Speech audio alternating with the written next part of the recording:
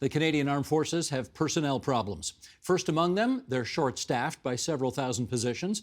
But it's more than just what a good recruiting drive might solve. How, for instance, do you get women to enlist amid sexual misconduct scandals at the highest levels? With us on what's needed to build morale and a more diverse military, we welcome, in Halifax, Nova Scotia, Maya Eichler, Associate Professor and Director of the Centre for Social Innovation and Community Engagement in Military Affairs. She's at Mount St. Vincent University. And in Kingston, Ontario, Christian Leuprecht, Professor at the Royal Military College of Canada and Director of Queen's University's Institute of Intergovernmental Relations. And we're happy to have you two on our program tonight. Let's just set the table for the discussion to come by putting up these graphics. There are approximately 65,000 Canadian Armed Forces members in total. 65,000. That's about 7,600 people short of full strength. And the number goes as high as 10,000 if you take into account training issues. The military is obviously whiter and more male than the rest of society's workforce. The military says it's 71% white male. By comparison, white males are 39% of the civilian workforce. Just 16% of the Canadian Armed Forces members are female. Now, from the years 2021 to 22, 15% of all new recruits into the regular forces were women. 15%. This was the lowest ever recorded since 2015-16, and it was a drop of 10% from the previous year. What's the target? Well, the military would like to see the armed forces be 25% female by the year 2026. Okay, Maya, maybe get us started here. There's a whole bunch of issues to consider: sexual assault scandals, recruitment troubles, pandemic burnout. We could add that to the list. Do you believe the Canadian military is currently facing a kind of crisis? No doubt the military finds itself in a very challenging situation. The pandemic has greatly contributed to that. It has really slowed down the military's ability to bring in new recruits and train them. A secondary factor is as well the sexual misconduct crisis that you mentioned. But I think, whenever we talk about these issues and we talk about challenges, we need to also take a step back and ask ourselves, what is the main function, purpose, and role of the Canadian Armed Forces in society? And I think, we can seize this opportunity to have that broader national conversation. And I was very pleased to see in the recent 2022 budget a call for a comprehensive defense policy review. So I think whenever we're having these discussions about personnel shortages, the military budget, procurement issues, we need to also have that larger national conversation so that all Canadians can be engaged in these important questions of our military. Very good. Christian Leuprecht, what say you on that question of whether the military is facing a crisis of sorts right now? Well, I think certainly there is significant challenges on both the staffing side and the equipment side. And it's less a recruitment challenge. Like the Canadian Forces they bring in about 35 to 65,000 people a year walk through the door, and they hire about 5,000 of those, less in 2021 as a result of the pandemic and training impasses. But there are significant challenges within the training system, as a result of which the military is 10,000 people short operationally. So it's only operating about 85% of its operational capacity on the mandates and the roles that it has been given. And there are significant challenges. There's some challenge around representation among Indigenous members, immigrant communities, visible minorities, but there are significant challenges around the attraction of the organization to women. And there's a host of factors involved here. You've mentioned some of those, but some are also just simply issues of there are hundreds of outdated policies, for instance, and procedures in terms of the HR system. We need a much more targeted recruitment effort to specialize. There's about 100 occupations and leadership positions where the Canadian Armed Forces is critically short. So I don't know if we have a macro crisis per se for the organization, but there are very specific small crises that add up to a very high risk of the Canadian Armed Forces in the very near future possibly not being able to perform for Canadians and for the government of Canada to the extent and to the complexity that it may be called upon. Can I just understand this, Maya? If there are potentially 10,000 bodies short right now, in the Canadian Armed Forces, and many more than that come through the door seeking employment with the Canadian Armed Forces. Why are so many people getting turned away? Well, it's not that people are being turned away. I think what we see with the pandemic is that basic training efforts were hugely disrupted. So people started basic training, and then that process was interrupted, and they had to restart that effort. So we're still seeing the fallout from the pandemic of not being able to bring enough people in a timely manner. All right, let me follow up with you on this. You've described a kind of tug of war over culture that affects the Canadian Forces right now. What's that a reference to? So military culture has historically been very exclusionary, right? The military culture is shaped by a history of systemic sexism, gender discrimination, homophobia as part of the LGBTQ purge, as well as racism. And, this has really been going on, this tug of war that I talk about, for the last 30 years. It's just that it's more in the public eye right now. What I see in the military is really some forces and some people trying to maintain that traditional military culture, and others really trying to push us to adapt a new, more inclusive, more equitable, more diverse military culture. But of course, there are those in the military who have benefited in the past from this more exclusionary culture. They have benefited, and I'll say who I mean here. Heterosexual male service members have benefited. And so I think it's also about power in the military. But I think what has changed this time around is that there's a broader understanding by the senior leadership that they need to take institutional responsibility for updating the military culture. In the past, it's always been assumed that those who come in who don't fit the stereotypical image of the soldier have to adapt themselves to the culture. But I think what we are seeing now finally is some institutional responsibility being taken for the need to create a more diverse and inclusive military culture that can better represent all Canadians. Well, okay, Christian, let me follow up with you on that front, because the numbers clearly don't reflect the way it is in the rest of society in terms of who gets to participate in the Canadian Armed Forces. And male heterosexuals have been disproportionate relative to the rest of society in their makeup of the Canadian Forces. That assumes, of course, that everybody wants access to the Canadian Armed Forces in equal numbers. Do we know if, in fact, that is the case, or is it more the case that, in fact, many, many more male heterosexual people want to be soldiers than from other groups in our society? You tell me, I don't know. Yeah, Steve, that's a great question to ask. So I think broadly, the Canadian Armed Forces remain an employer of choice. If you look at the number of people who come through the door, and the fact that about 5,000 of those get recruited shows that it is a highly selective process to be admitted into the Canadian Armed Forces. But it's not just, for instance, about the sort of nuances that I've laid out when it comes to women, for instance. We know that some ethnic groups have long felt much more attracted to the Canadian Armed Forces than other ethnic groups. We know that the Canadian Armed Forces, for instance, have very little representation in large urban centers, and that many of the Canadians that live in large urban centers have virtually no familiarity with working for the federal government, let alone with the Canadian Armed Forces. And so if you're not familiar, you're also not going to think of it as an opportunity for you to pursue as a prospective career.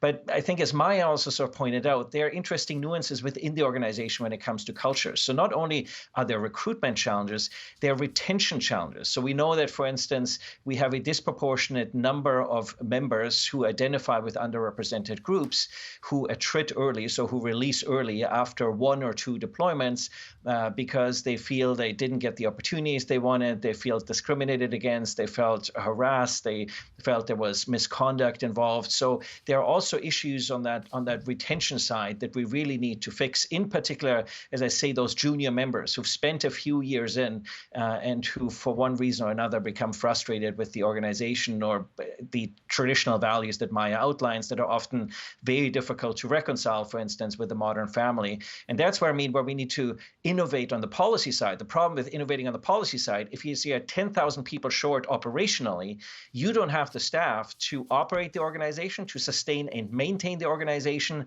and to regenerate and reconstitute the organization. So it is always a struggle of where do you allocate those skilled resources, in particular those junior officers, so senior captains and majors, as well as the master corporals and sergeants. And I think this is really where the fundamental struggle for the organization lies. How do you optimize those extremely scarce resources in terms of staffing and in terms of finances? Well, Maya, you asked right off the top, you asked us to look into the broader question of what the main function of the military is. So let's do that right now, because you know, of course, there are critics who say that the Trudeau government is sort of more interested in pursuing social policy objectives with an institution as important to the country as the military at the expense of, let's say, battle readiness or preparation to do some of the very unpleasant work that we ask the military to do in far-flung places around the world. What say you on that? I would say that that's a false juxtaposition. You know, these are old arguments. We heard them for many decades. For many decades, the military argued that it could not allow women into combat roles, for example, because it would undermine operational effectiveness. Now we sort of hear the opposite argument, right? Diversity is good for operational effectiveness. I would prefer if we kind of threw out entirely that juxtaposition. I think it's a fact that an institution as vital as the Canadian Armed Forces needs to reflect the interests and values of all Canadians. It needs to reflect Canadian society. And I think this goes back to the other thing I mentioned earlier on, and that is that we really need Canadians to be more engaged, not necessarily to say they support the troops and they support more military spending, but they need to be engaged in critical conversations about what this institution is about, what we expect it to do. You know, it is being pulled in many different directions right now. There's no doubt about that. But I think we really need to have that broader national conversation. And I do hope that a lot of Canadians will be engaged in the National Defence Policy Review that has been announced, and not just defence experts and the defence lobby, but really that all Canadians pay attention to this matter. No, I appreciate that, but let me do a quick follow-up with you, and that is the population in the country is, I guess, about 51% female, 49% male. Do we really expect the Canadian military to be proportionate to the population of the country? In other words, 51% female, 49% male. I mean, do we expect that to happen? No, I don't think anyone's talking about proportionate representation, and I don't think the numbers matter that much. But, you know, let's be honest, this is an institution that was historically designed by men for men. It's not a coincidence that women haven't been signing up in huge numbers. So I think that's kind of an argument that distracts us, I should say, from the main issue. And that is really deeper engagement with the institution, what we want from it. Okay, Christian, I'll get you to follow up with this, because we know the Defense Minister, Anita Anand, has said that her, quote, top priority was to make sure everyone in the forces feels safe and protected. And obviously, some people are asking the question whether that should be the top priority of our military, or should it be to create a battle-ready, battle-hardened force that can go off and do dangerous work for us. What do you think? Well, we know from military sociology that militaries reflect the qualities of their society. And if you look at Canada, Canada is a very high quality society that is highly desirable, not just in terms of for Canadians themselves, but for so many people from around the world. And so if we want to have a high quality military, it means that that military needs to effectively represent the qualities within the Canadian society. The Canadian Armed Forces are the single largest organizational employer in the country. So it needs to lead and set the gold standard, because ultimately this is the benchmark against which all other employers, in particular large employers in the country, need to measure themselves. And I think people have higher expectations, on the one hand, of civil servants, but especially of members who wear the uniform, that they will conduct themselves beyond reproach. And so we need to make sure that the Canadian Armed Forces is indeed an organization that reflects equality of opportunity for all Canadians, and that is a desirable workplace for all Canadians. And I think one of the disturbing issues is if you look at the trends, for instance, on women applicants, and in the number of women who are admitted into the Canadian Armed Forces, the trend is clearly going in the wrong direction. So irrespective of hard numbers, we need to certainly address some of the trend lines. Well, we've got some other hard numbers that we want to share here. And admittedly, these numbers are from a defense survey that is 3 years old, which means that it took place before all of the latest round of sexual impropriety allegations came out against some senior members of the military. So it stands to reason these numbers are actually worse right now. But let's put them on the record anyway. In 2019, only 27.8% of regular forces rated their unit morale as high, less than 3 in 10. In the Army, that fell to 20.4%, 2 in 10. And again, only 35.8% agreed they had, quote, confidence in the leadership of the Canadian Armed Forces. Just a little over a third. Maya, what do you think that says about morale in the forces today? Well, I think morale has definitely been hard hit these last couple of years. Again, the pandemic has contributed to that. I think military members are burnt out, like so many other Canadian workers. And in addition, the sexual misconduct crisis, I think, has also further undermined confidence and trust in the institution. And I should say that the Canadian Armed Forces, of course, is an institution where trust is so central to cohesion and to its functioning. And so once you have a sense of lack of confidence, a sense of betrayal and moral injury among service members, that is something that's quite difficult to repair. And I think the military leadership will have to work very hard on that. Do you think Minister Anand has made the kind of changes that are necessary to give more women the sense that the military can be a good place to have a career and that women will be taken seriously there? So I just want to, if you don't mind, say one thing, because I guess we often conflate women's integration into the military with sexual misconduct. And I just want your audience members to understand that those two things are connected, but they're also separate, right? So sexual misconduct does not only impact women, as we saw from the recent class action lawsuit, the Hader Beatty class action lawsuit that was settled in 2019. We saw that over 40% of the more than 19,000 claimants who came forward were men. So I just want to say that sexual misconduct is a broader issue than just women. And no doubt the military has failed with women's better integration. And this has been a process that's been going on since 1989, when the Canadian Human Rights Tribunal ordered the military to fully integrate all women. And the military's never really tackled this issue. So I think what we're seeing now is that Minister Anand and the senior military leadership are for the first time really, really heeding that call that they need to do a better job at both culture change and women's better integration into the military. There's a lot of efforts going on right now. So a new organization has been stood up within the military. It's known as CPCC, which is Chief Professional Conduct and Culture. And what they presented, I think 2 or 3 weeks ago, was a really comprehensive set of culture change initiatives that are happening. So I think, lots is going on, certainly not at the speed as we would like to see it happen. But I think, a lot more work needs to be done. The one other thing I'll say is that, we should focus less on numbers and focus more on the quality of the military workplace. If women have good experiences in the military, leave the military and can recommend the military to other women, that's really the #1 recruitment tool. Christian, do you have a sense about what the Canadian public in general, how it feels about its military these days?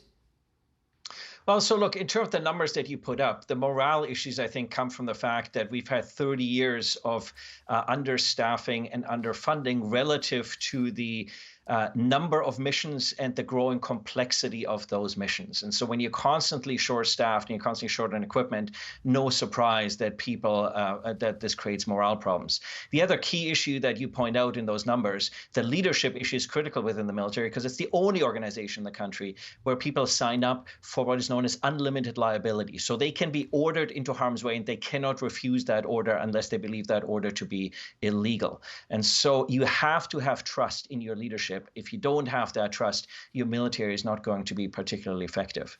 I do think, in terms of your question, the Canadian perception is that I think the military is probably the most misunderstood and the most underappreciated organization in the country. And so we have a significant information gap between the organization, what the organization does and how it goes about its business, as well as the challenges that it faces, and how Canadians perceive that organization. And that's where we need not just the military to step up, but also much more systematic political leadership in mediating that gulf. And because it is ultimately a tool of national power, and it is arguably our most important international and foreign policy instrument. Okay, that'll be the last word on this tonight. I want to thank Maya Eichler and Christian Leuprecht for joining us on the agenda this evening. I suppose it's appropriate for two guests with German backgrounds for me to say ausgezeichnet and tschüss. Thank you for this. Dankeschön. Schönen Abend. Auf Wiedersehen. The Agenda with Steve Paikin is made possible through generous philanthropic contributions from viewers like you. Thank you for supporting TVO's journalism.